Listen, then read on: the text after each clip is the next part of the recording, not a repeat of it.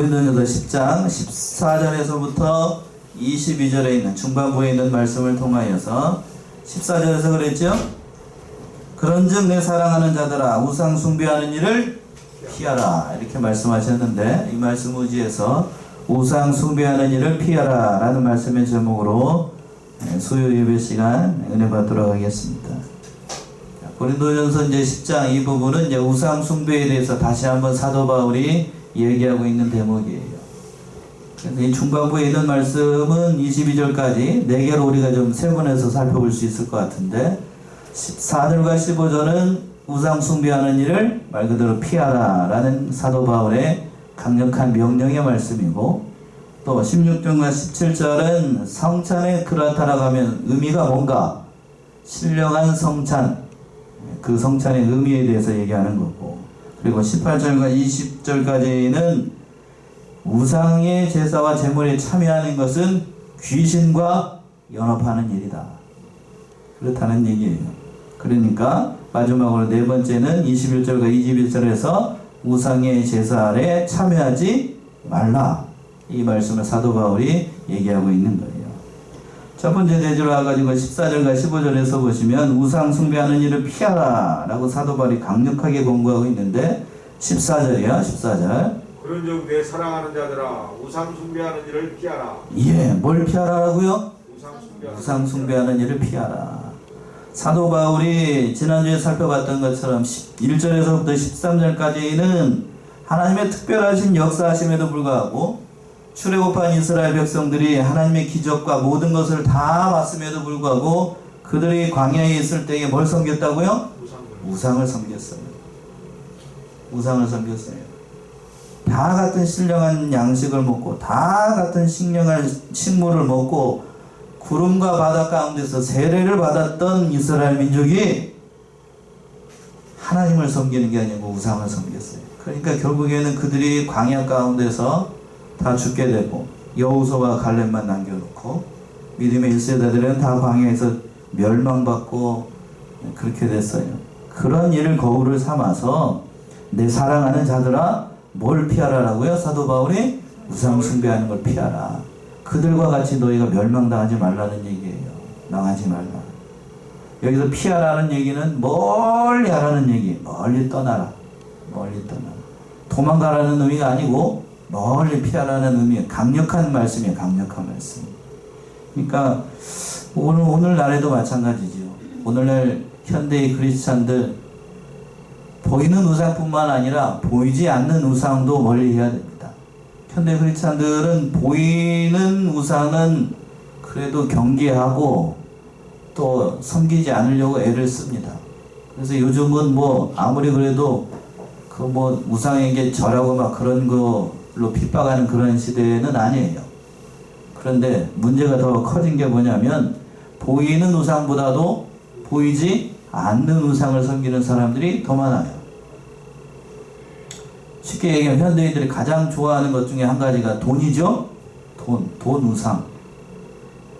당장 우리 앞에 뭐 억만금이 있다라고 하면 그 돈 따라가는 사람들이 많아요. 또 명예.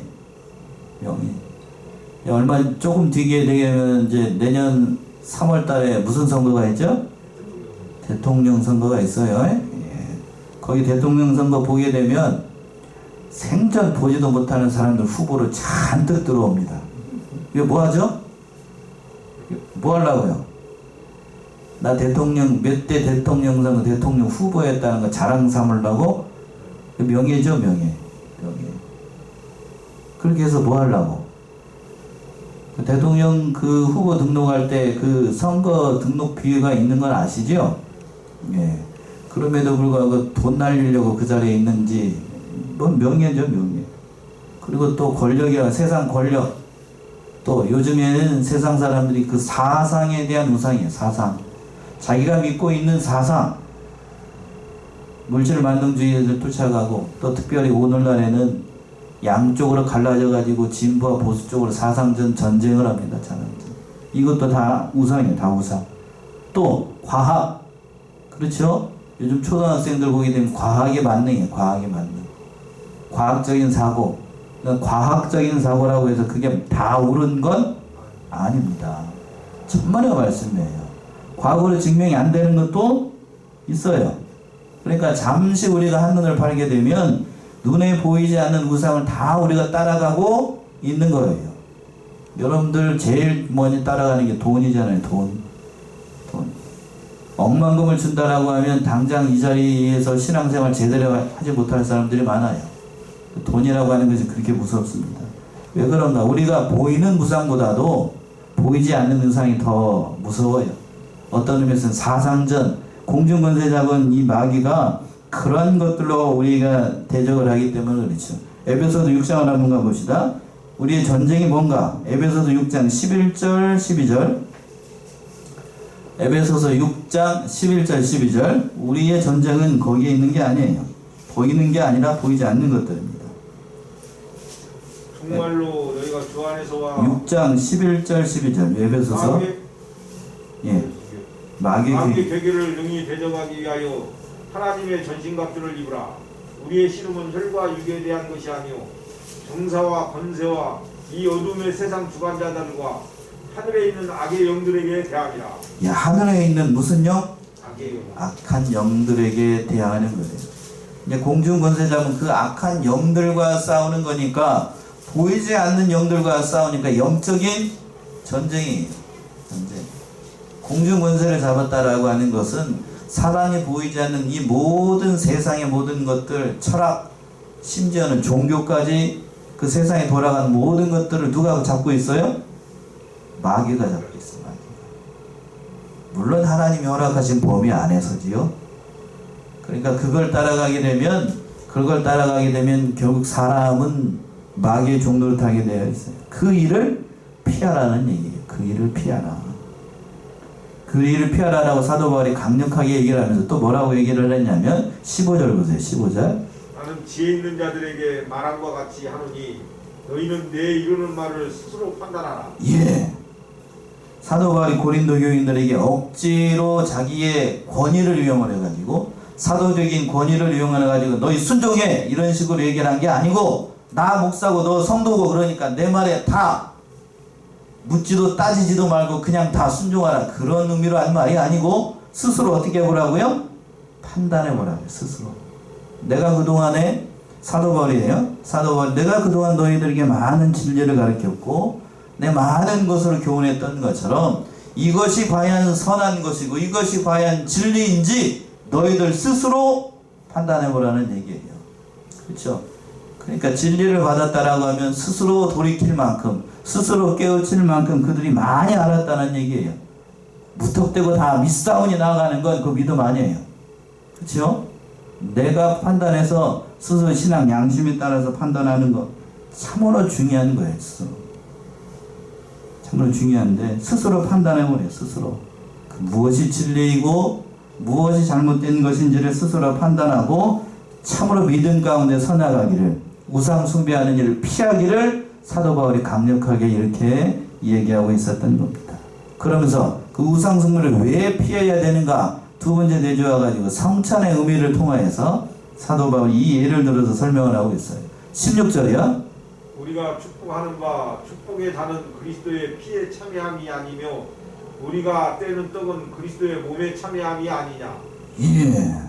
우리가 축복하는 바 축복이라는 그리스도의 피에 참여함이 아니며 그렇죠? 축복이라는 그리스도의 피에 참여하는 거예요. 그리스도의 피. 그래서 축복이라고 하는 것은 예수 그리스도께서 돌아가시기 전에 마련해 놓으신 그 성만찬의 잔을 얘기를 하는 거예요. 성만찬의 잔. 예수님께서 친히 제정해 놓으셨죠. 고린도전서 11장 조금만 뒤로 넘기면 한 장만 뒤로 넘기면 11장 25절이죠. 11장 25절. 식후에 또한 이와 같이 잔을 가지시고 가라사대 이 잔은 내 피로 세운 새 언약이니 이것을 행하여 마실 때마다 나를 기념하라 하셨으니. 예. 이 잔을 가지고 가라사대 이 잔은 내 피로 세운 새 무슨 언약? 새 언약? 새 언약이라고 그랬어요. 그러니까 새 언약. 따라서 성만찬의 제안은 뭐냐 하면 그 예수 그리스도의 피로 세운 새로운 언약이라는 얘기예요. 왜 새로운 언약인가? 이걸 통하여서 우리가 예수 그리스도의 그 은혜에 그 보혈에 참여하는 거예요. 그 예수 그리스도의 피를 믿음으로 말미암아 우리가 죄 사함을 얻습니다. 속죄를 받아요. 속죄. 그래서 로마서에서는 이것을 뭐라고 이랬냐면 그 피를 맞는 자마다 그 죄가 사함을 받아요. 믿음으로써 죄 사함을 받습니다. 이걸 내자로 뭐라고 그랬죠? 이순칭이. 그 얘기를 지금 하는 거예요. 믿음으로써 죄 사함의 은혜를 얻어요. 그 얘기를 지금 사도 바울이 얘기를 하고 있는 거예요. 그리고 또 뭐라고 그랬냐면 우리가 떼는 떡은 어디에 참여함이 아니냐고요? 그리스도의 몸이 참여함이 아니냐. 우리가 먹고 먹는 여기서 먹는 것은 그냥 떡을 뗀다는 건 단순히 먹는 떡을 얘기를 하는 게 아니고 이게 성만찬을 얘기를 하는 거예요. 성찬식을 얘기를 하는 겁니다. 성찬식에서 여러분들이 먼저 그 빵을 먹죠? 떡을 먹잖아요? 요즘은 맛있게 보이려고 예쁘게 생긴 노란 카스테라를 잘라가지고 이렇게 합니다만 본래는 그렇게 하지 않고 원래는 그래요. 원래는 맛없는 그 떡을 잘라가지고 이렇게 합니다. 볼이 호묘가 들어가지 않는 거 그렇게 하는데 편의상 그렇게 합니다만 맛없어요. 그래서 천주교에서는 그걸 특별히 다르게 만들죠. 그런 얘기를 하자는 게 아니고 성만찬에서 얘기하고 있는 이 떡을 떼는 것도 어떤 의미가 있냐면 그리스도의 몸에 연합된다는 의미에 연합된다고 하는 사실. 그러니까 앞에서 뒤에서 가서 보시면 11장 23절 24절이죠. 11장 고린도전서 11장 23절 24절. 내가 너희에게 전한 것은 주께 받은 것이니 곧 주 예수께서 잡히시는 밤에 떡을 가지사 축사하시고 떼어 가라사대 이것은 너희를 위하는 내 몸이니 이것을 행하여 나를 기념하라 하시고. 예, 축사하시고 떼어 가라사대 이것은 너희를 위하는 누구의 몸? 내 몸이니. 예수님께서 말씀하셨어요. 그러니까 그리스도께서 제정하신 그 성만찬에 참여하게 되면 그 떡을 같이 떼게 되면 우리가 그리스도의 몸과 하나가 되는 연합이 되는 겁니다. 연합이 돼요. 그러니까 사도 바울이 지금 왜 이 얘기를 하고 있는지를 보셔요. 17절 보시면 17절. 떡이 하나요 많은 우리가 한 몸이니 이는 우리가 다 한 떡에 참여함이라. 예, 성찬 예식에 참여하게 되면 우리가 누구와 연합이 되는 거냐면 결국 예수님과 예수 그리스도와 함께 한 몸이 돼가지고 한 성찬을 마심으로 말미암아 그 한 예수님과 하나가 되는 거예요. 하나가 되는 연합이 되는 겁니다. 연합이 돼요.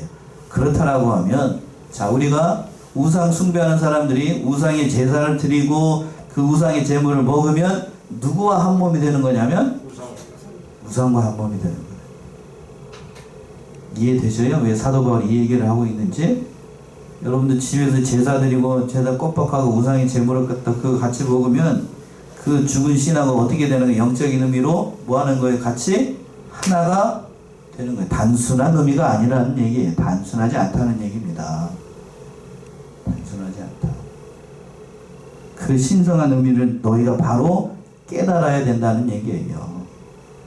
그러니까 우리가 한국에 기독교가 들어와가지고 가장 어려웠던 대목이 이 우상 숭배 문제예요. 그렇죠?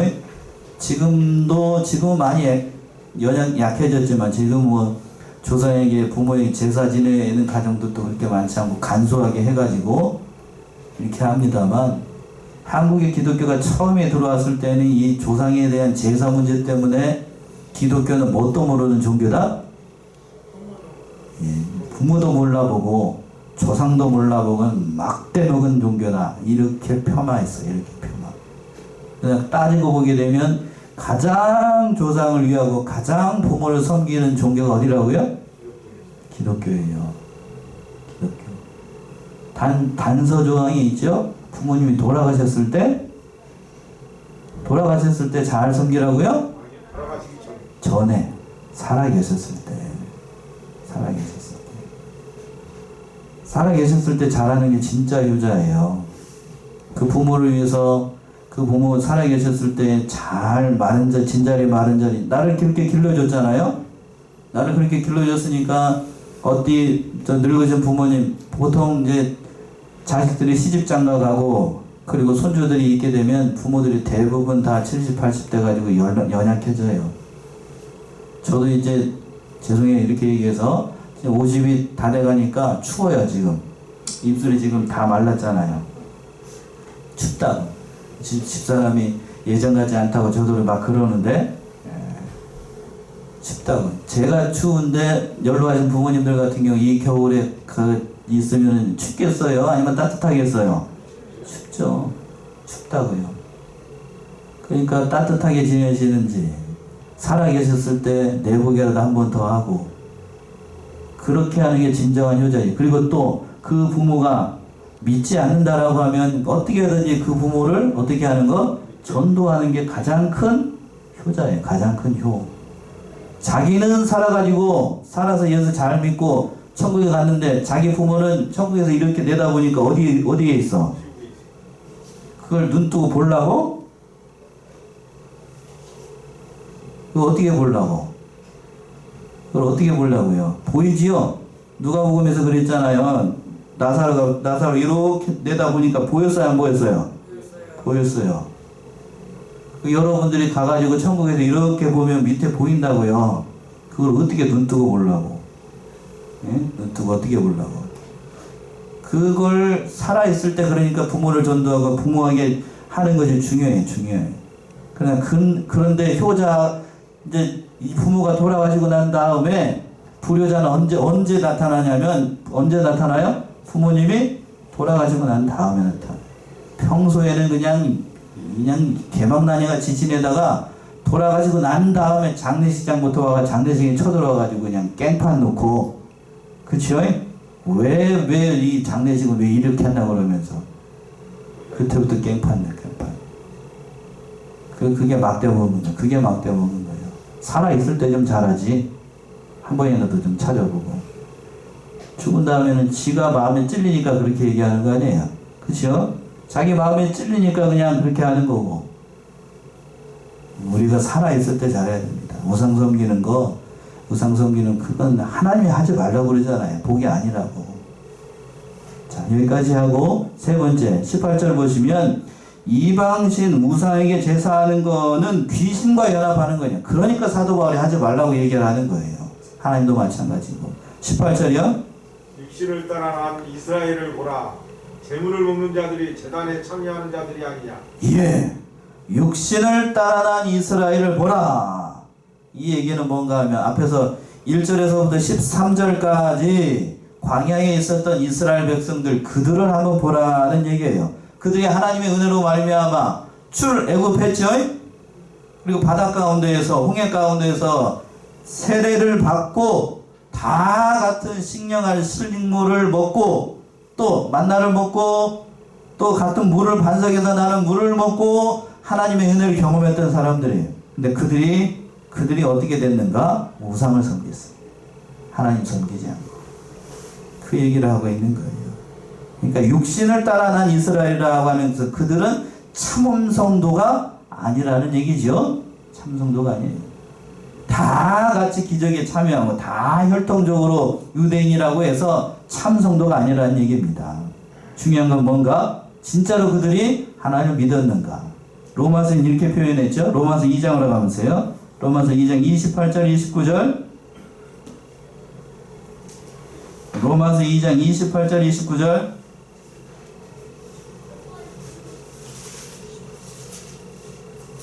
대저 표면적 유대인이 유대인이 아니요 표면적 육신의 할례가 할례가 아니라 오직 이면적 유대인이 유대인이며 할례는 마음에 할지니 신령에 있고 의무에 있지 아니한 것이라.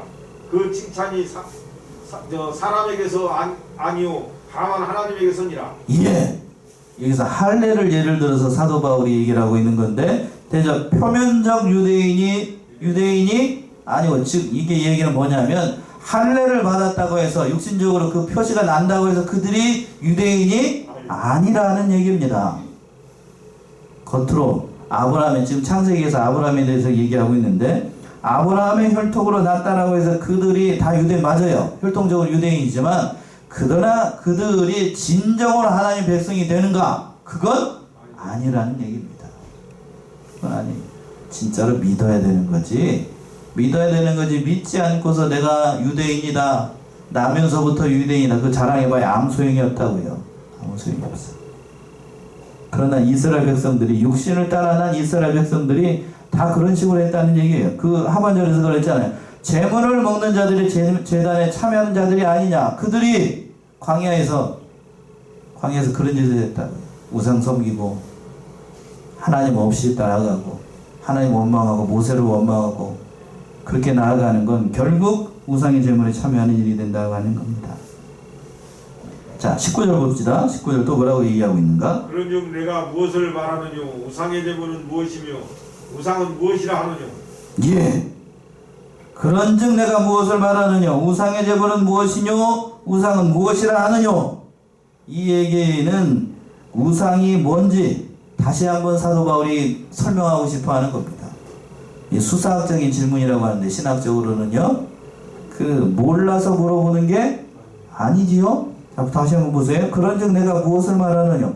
우상의 제물은 무엇이뇨? 우상을 뭐라고 하느뇨? 몰라서 물어보는 게 아니고 우상은 아무것도 아니라는 의미가 여기서 담겨 있는 겁니다. 자, 길거리에 요즘은 그렇게 찾아보기가 어려운데 길거리에 가게 되면 예를 들어서 설명하면 우리 얼마 전에도 갔어요. 저희 시골 밭에 가게 되면 그 위에 묘가 하나 있다고 그랬죠. 거기다 가게 되면 웬 돌 하루방 같이 생긴 걸 옆에다 2개를 딱 세워놓고 또 이상하게 생긴 사자 같이 생긴 거 이렇게 딱 세워놨어요. 그들이 무덤을 지켜줘요? 예? 지켜주냐고요? 한번 물어볼게요.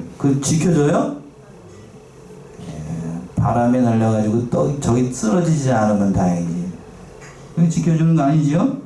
그거 아무것도 아니에요. 그냥 사람이 만들어 놓은 그 피조물에 불과합니다. 피조물에 불과해요. 근데 제가 어렸을 때에는 저 엄마 따라가지고 어머니 따라가지고 그 밭에 갈 때 그 묘지가 옆에 양쪽에 이렇게 있거든요. 그러니까 무서워가지고 그 근처에는 잘 안 갔었어요. 근데 지금 가서 이렇게 엊그저께 가가지고 이렇게 한번 돌아봤는데 무덤이 많이 훼손이 됐더군요. 자손들이 안 돌보는 것 같아. 그러니까 흉물이 됐어요. 흉물이. 이 피조물일 뿐이야. 아무것도 아니야. 아무것도 아니야. 자, 로마서 1장을 한번 가봅시다. 부패한 인간이 만들어 놓은 것에 불과합니다. 로마서 1장 21절과 23절 한번 보세요. 하나님을 알지 못하는 백성들이 그렇게 만들어 놓은 거예요.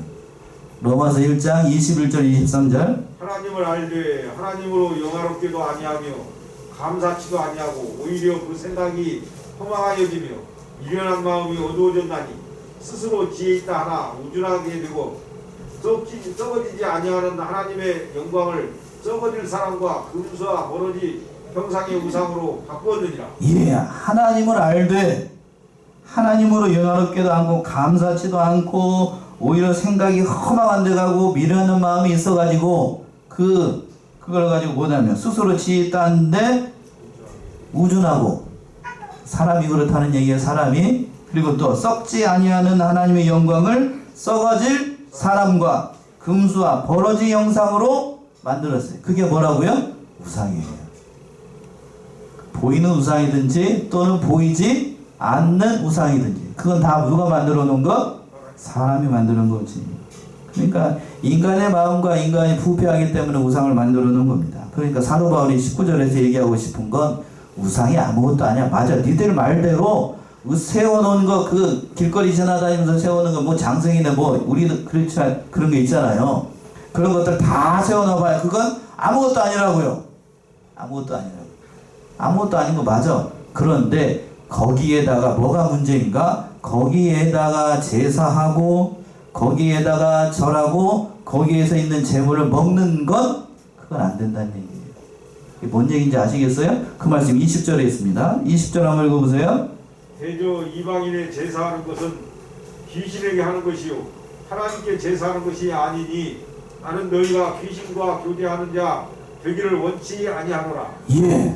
대저라는 말은 그러므로 라는 말이에요. 그러므로 이방인의 제사하는 것은 누구에게 하는 것이요? 귀신에게 하는 겁니다. 우상은 실체가 아니에요. 앞에서 얘기했죠. 사도 바울이 아무것도 아니라고요. 그런데 문제가 뭔가 아무것도 아닌 대상에 대해서 스스로 지혜 있다라고 하는 고린도 교회 교인들이 가가지고 싹싹 빌면서 기도하고 제사하고 머리 수아리면서 하는 그 자체가 이미 잘못됐다는 거예요. 잘못됐다. 그렇게 하는 건 그걸 보고 있는 사람들이, 그러면 믿음이 연약한 자들이 그걸 보고 어떤 생각이 들겠느냐는 의미도 담겨 있습니다. 심각한 문제예요. 심각한 문제. 예를 들어서 여러분들은 별로 그렇게 안다고 얘기했지만, 제가 목사잖아요. 그쵸? 저를 좀 한번 보세요. 제가 목사죠? 제가 여기서 이렇게 얘기를 하고 있는데, 제가 부모님이 돌아가셨다고 해서 부모님 저기다가 놓고 제사상 차려놓고 절하고 이러고 이랬으면 여러분들 보고 어떤 생각이 드시게요? 저거 목사 맞아? 짝퉁 아니야? 그렇죠? 그런 생각 들죠? 근데 100번 양보해가지고 여러분이 여러분 부모님 돌아가지고 그렇게 한다라고 하면 제가 여러분 볼 때 어떤 생각이 들까요? 저거 짝퉁 아니야 저거? 맞아요 틀려요? 저만 그렇게 보지 말고 여러분들이 그렇게 살아야 돼요. 여러분들이 그렇게 살아야 됩니다. 나는 목사님, 나는 그런 마음이 아닌데, 그렇게 생각하면 안 돼요. 여러분들 주위에 있는 사람들이 여러분의 신앙을 보고 있다고요? 안 보고 있다고요? 다 보고 있다니까요? 내가 어떻게 행동을 하고, 내가 어떻게 말을 하고, 어떻게 하나님을 섬기고 있는가를 내 옆에 있는 사람들이 다 봐요. 다 봐. 오늘날 현대 기독교가 왜 전도가 안 되는가? 다른 사람 탓하기 전에 내가 그렇게 안 사니까 전도가 될까요? 안 될까요? 안 돼요. 안 됩니다. 얼마 전에 저기 전도사님은 이제 간부사님 되셔가지고 이제 가끔 전화하면서 얘기를 했는데, 얘기 그때 무슨 얘기가 나왔냐면, 왜 교회가 전도가 안 될까? 전도사님이 정답을 얘기를 하더군요. 성도들이 그렇게 안 되는데, 그렇게 안 사는 성도가 밖에 나가가지고 열심히, 우리들끼리 얘기해요. 열심히 전도지 지나고, 전도지 보내고, 적당한 표현이 있는데, 그 전도사님이 하는 얘기, 전도지 보내고, 물티슈 주고 한다고 해서, 내가 그렇게 안 사는데, 내가 전하지 않는 그걸 듣고 전도가 된다고 하는 게 그게 기적이라고. 맞아요? 틀려요? 사는 게 중요해요. 사는 게. 지금 사도 바울이 그 얘기를 하고 싶은 거예요. 우상이 아무것도 아니라고 생각을 하는 너희들이 그 만들어 온 우상에 가가지고 이 껍벅설하고 말이야, 그렇게 하게 되면 그 귀신 섬기는 거예요. 귀신 섬기는 거. 그러면서 뭐라고 얘기를 했냐면, 그 하반절에서 20절 하반절에서 보세요. 나는 너희가 누가 교제하는 자가 되기를 원치 않다고요? 귀신과 교제하는 자 되기를 원치 않는다. 귀신 섬기는 거예요. 그 뒤에 뭐가 숨겨져 있다고요? 귀신 숨겨져 있어요. 자, 예전 얘기입니다만, 오래전 얘기입니다만, 그 우리별 인후라고 하는 아셔요?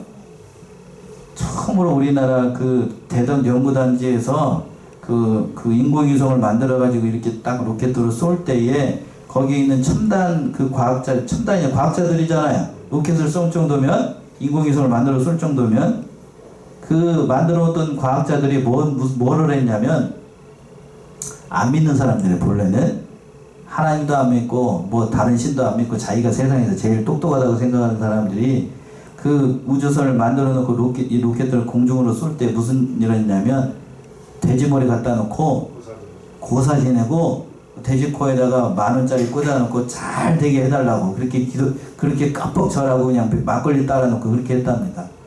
그렇게 한다라고 해서 인공위성이 잘 올라갈까요? 예? 참 어리석죠. 그게 사람이라고 해요. 그게 사람. 이 사람.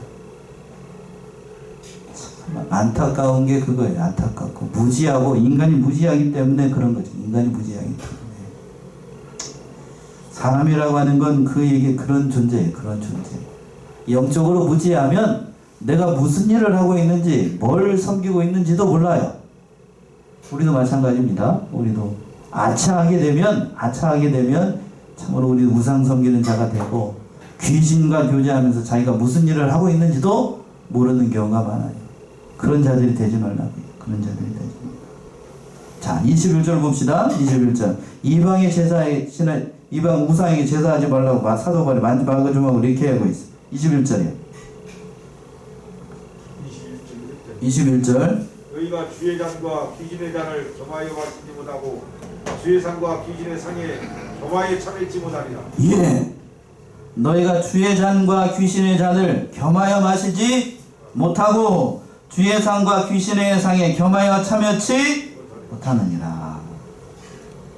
성만찬에 참여한 사람들이, 예수 그리스도와 연합되었다는 그 성만찬에 참여한 사람들이 돌아가서는, 집에 돌아가서는 다시 조상신 섬겨놓고 우상의 제물을 먹는다라고 하면 있을 수가 없다는 얘기예요. 그런 일을 하면 안 된다는 얘기지요. 또 주의 상과 귀신의 상에 겸하여 참여하지 못한다. 한 인간이 한 그리스도만 섬겨야지 집에 돌아가서는 다른 신 섬기게 되면 그거는 믿는 자로 살 도리가 아니라는 얘기입니다. 그 정신이 참으로 잘못된 거예요. 정신이. 자, 결혼이라고 하는 거 뭐지요? 한 남자와, 정확하게 얘기합니다. 한 남자와 한 여자가 만나서 가정을 이루는 게 결혼이에요. 맞아요? 요즘 이상해져가지고 이 초등학교에서도 한 남자와 한 여자가 가정을 이루는 게 아니고 한 남자와 한 남자가 만나도 결혼이고 한 여자와 한 여자가 만나도 결혼이라고 얘기를 한답니다. 정신 나간 세대 같으니라고 이게. 예? 그것이 결혼 아니에요? 그건 결혼 아니야. 그건 불법이라고. 한 남자와 한 여자가 만나서 결혼하게 되는데 그게 정상적인 거죠? 그게 정상이라고. 여러분도 그게 정상이라고 생각하나요? 하세요? 맞죠? 제가 생각이 맞을 거예요. 그게 정상이라고 생각한다라고 하면 내가 한 몸이신 그리스도의 성찬식에 참여한 하나님의 백성이라고 하면 집에 돌아가서는 세상 신과 같이 하면 안 됩니다. 그게 정상적인 사고예요. 맞아요? 그렇게 살아야 돼요. 그렇게 살아야 돼요. 그래서 사도 바울이 이렇게 얘기를 하고 있어요. 고린도후서 6장을 한번 가봅시다. 고린도후서 6장 14절에서부터 18절. 믿지 않는 자들과 멍에를 같이 하지 말라고 그랬어요. 고린도후서 6장 14절에서부터 18절.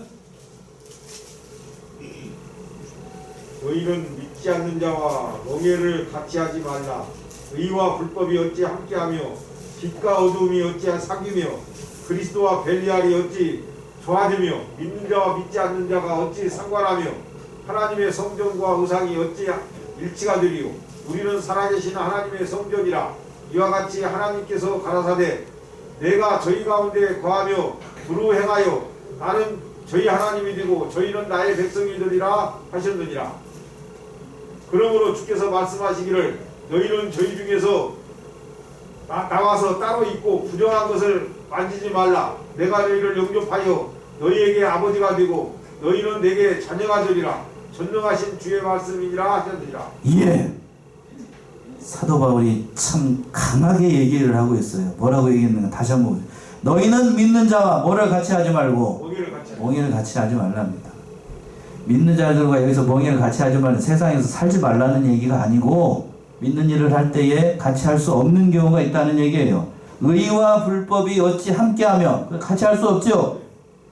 빛과 어두움이 어찌 사귀며 빛과 어두움 같이 있을 수 있어요? 없어요. 빛이 있으면 어둠은 어떻게 되고? 사라져요. 사라진다고요. 그리스도인이 벨리알과 어찌 조화를 이루겠고, 이 얘기는 믿는 자가 어찌 우상을 섬길 수 있겠느냐는 얘기예요. 왜? 너희가 하나님의 성전이니까.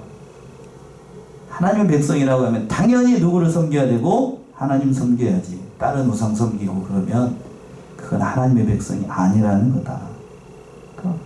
부정한 건 만지지 말라. 사도 바울이 그 얘기를 하고 싶은 거예요. 그 얘기를. 그러면서 마지막으로 사도 바울이 이렇게 얘기합니다. 22절이요. 그러면 우리가 주를 노여하시게 하겠느냐? 우리가 주보다 강한 자냐? 예. 아주 강하게 얘기를 하고 있는데 그러면 우리가 주를 노여하시게 하겠느냐? 만약에 여러분들이 우상을 섬기고 예수님과 같이 하나님과 같이 그런 일을 한다라고 하면 당연히 하나님께서 그걸 진노하십니다. 진노하시는 게 당연한 거예요. 성경에서는 하나님께서 진노하시는 하나님에 대해서 뭐라고 얘기를 했냐면 질투하시는 하나님이라고 많이 얘기를 했습니다. 맞아요? 여러분들이 하나님의 백성으로서 당연한 모든 일들을 하지 않을 때 하나님은 어떻게 하신다고 얘기를 했냐면 내가 너를 질투하리라고 했어요. 질투는 어떨 때 하죠? 어떤 때 질투해요? 사랑할 때예요. 사랑하는 사람에게 하는 거예요. 둘이 결혼했어요. 저희 제 얘기를 들을게요. 저하고 집사람하고 결혼했습니다. 그런데 이 배우자가 일을 들으려니까 잘 안 되네. 다른 여자에게 마음이 있어요. 그러면 정상적인 부인이라고 하면 당연히 나에 대해서 뭐를 해야 되죠? 질투해야 돼요. 질투 정도가 아니라 잡아먹으려고 할 겁니다. 그게 뭐죠? 그게 정상이에요. 그게 정상. 그게 정상이죠? 배우자가 바람 폈어요. 다리 몽댕이를 분질러서라도 저걸 바로 세우려고 하는 것이 정상적인 사고입니다. 그런데 요즘 이 막 가는 세상이 돼가지고 그렇지 않죠? 그냥 저기 시청 가가지고 동사무소 가가지고 합의 이혼서에다가 서로 그냥 사인만 하면 이혼이 되는 세상이라 이상인 세상이 됐지만, 그러나 성경적인 원리를 따져보게 되면 그런 거 아니에요. 하나님은 질투하십니다. 어느 정도로 질투하시는가? 출애굽기 20장을 한번 가봅시다. 출애굽기 20장 5절 6절. 출애굽기 20장 5절 6절.